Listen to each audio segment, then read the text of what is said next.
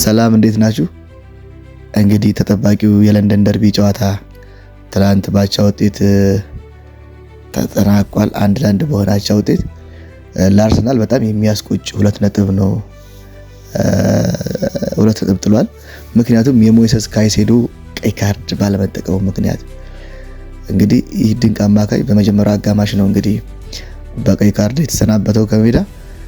ነገር ግን አርሰናል ካሳያቸው ዝቅተኛ ፐርፎርማንሶች አንዱ ሊባል የሚችል ነው ትላንት በስታንፎርድ ብሪጅ ያደረገው ጨዋታ።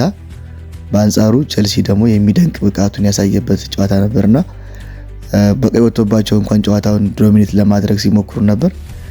አፈግፍገው መጫወትን አልፈለጉም ቸልሲዎች በቀይ ወጥቶባቸውና በጣም ሲያጠቁ ነበረ። ቀይ ካርድ ባይኖር ብለን ብናስብ ምናልባት አርሰናል ሊሸነፍ የሚችልበትና ቸልሲ ሙሉ 3 ነጥብ ሊወስድ የሚችልበት ጨዋታ ይመስል ነበር። ቸልሲ በጎዶሎ ተጫዋች ካሳየው ድንቅ ብቃት አንፃር አርሰናል ከነበረው ደካማ ፐርፎርማንስ እንግዲህ ከሁለቱ አንፃር አቻው ተገቢ ይመስላል ለሁለቱም። አርሰናል ያው የዊሊያም ሳሊባና የጋብሪኤል ማጋሌሽ አለመኖር የተከላካይ ክፍሉን እንደጎዳውና ከ162 ጨዋታ በኋላ ለመጀመሪያ ጊዜ ነው ሳሊባና ማጋሌሽ የሌሉበት የሊግ ጨዋታ ሲያደርግ አርሰናል።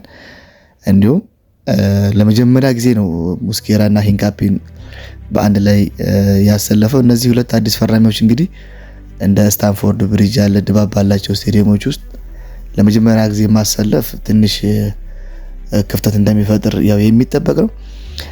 ከዚህ በመቀጠል 14ኛ ሳምንት የእንግሊዝ ፕሪሚየር ሊግ በሳምንቱ አጋማሽ ማክሰኞና ሮብ ይደረጋሉ።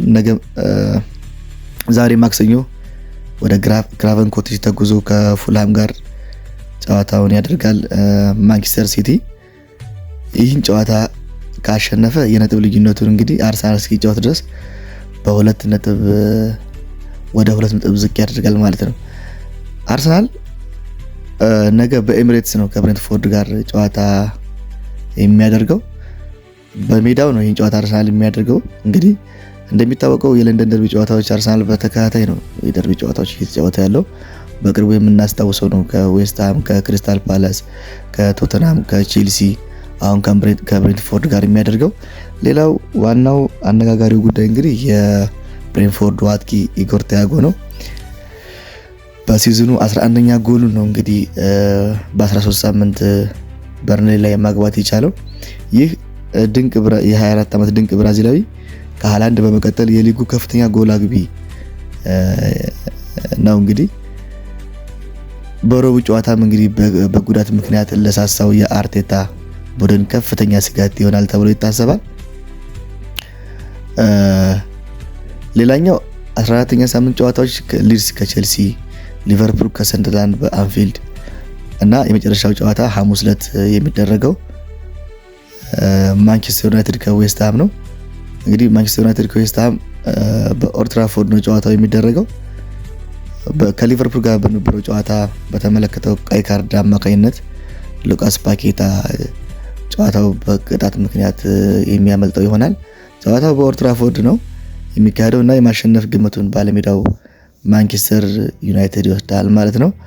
አድማጮች እስኪ 14ኛ ሳምንት ላይ ምን ሊፈጠር ይችላል? ሀሳባችሁን አጋሩን። መልካም ቀን።